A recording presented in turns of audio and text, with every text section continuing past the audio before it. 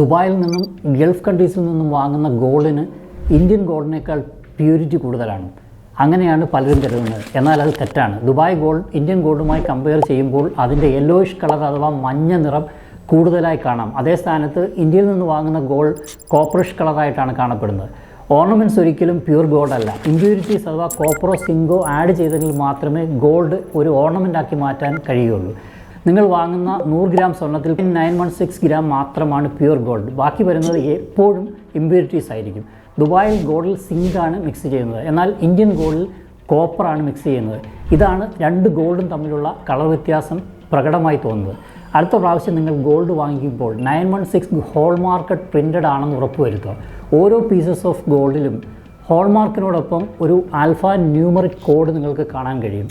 Bureau of Indian standard വെബ്സൈറ്റിൽ login ചെയ്ത് ഈ ആൽഫ ന്യൂമറിക് നമ്പർ ഇൻപുട്ട് ചെയ്താൽ ഈ സ്വർണം ആരാണ് മാനുഫാക്ചർ ചെയ്തത്, ആരാണ് സർട്ടിഫൈ ചെയ്തത് തുടങ്ങി എല്ലാ ഡീറ്റെയിൽസും ഇതേ വെബ്സൈറ്റിൽ നിന്ന് തന്നെ നിങ്ങൾക്ക് ലഭിക്കുന്നതാണ്. ഇതിലൂടെ നിങ്ങൾ വാങ്ങിയ സ്വർണം ജെന്യൂൻ ആണെന്ന് നിങ്ങൾക്ക് തന്നെ ഉറപ്പുവരുത്താം.